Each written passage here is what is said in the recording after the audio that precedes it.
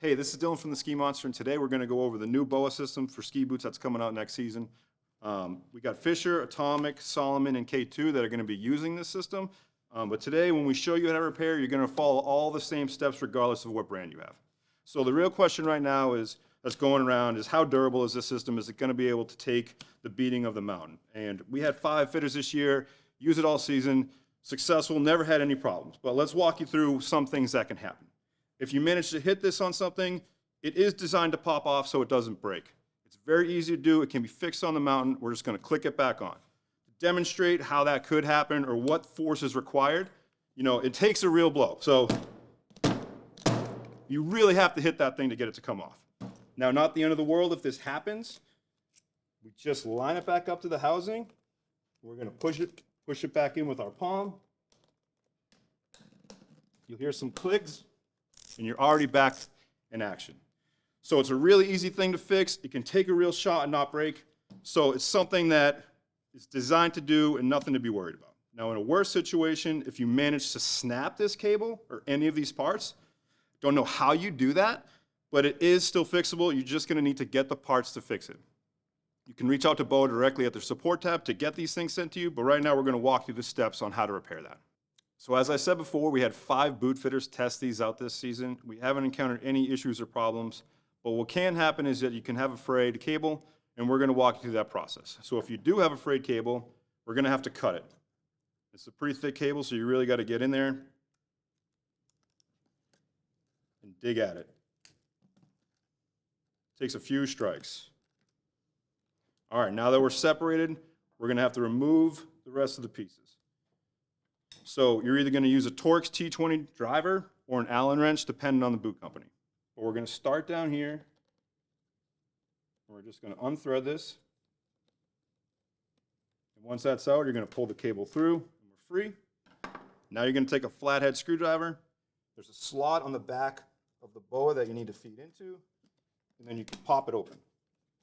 And then you're just going to pull it straight through. So that's the first step into getting that cable system off. Now we're going to walk you through the restringing process. Now that we got these pieces off, we're going to dive into the next steps.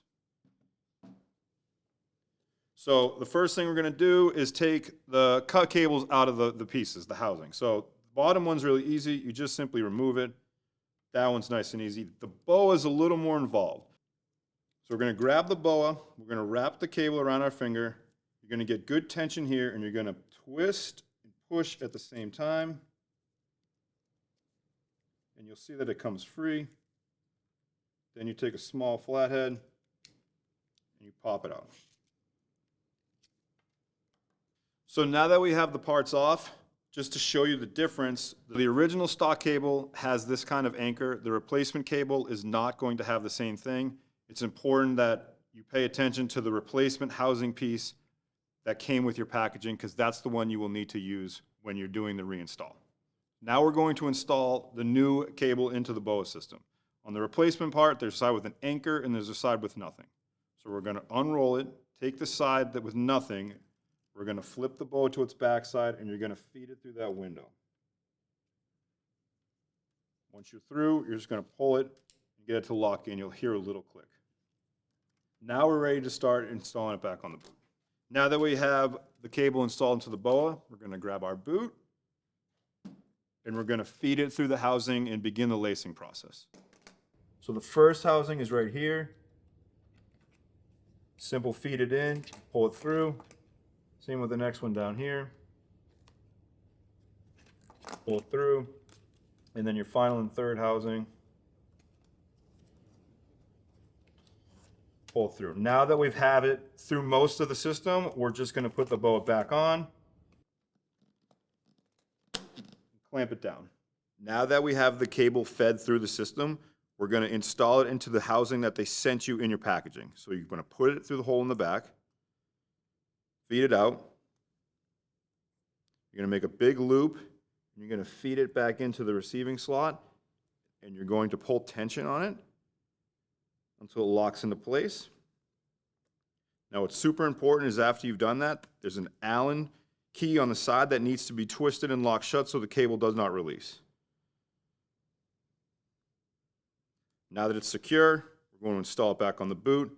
Make sure you always hang on to your screws because they don't always send replacements.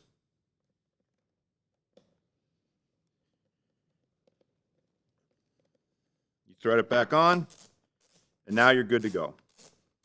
So those are the scenarios in case something does go wrong. Again, we put this thing to the test. It took me 3 tries to cut the cable. I had to smash this thing off a table. The durability is definitely real. To get these parts, if you do break them, you can go to the support page at the BOA website, and they'll get you set up. If you're not sure, if confident in doing it, go to a local ski shop that does sell BOA ski boots, and they'll get you all dialed in. If you got any other questions, reach out to us on live chat, message, or check out theskimonster.com for other information.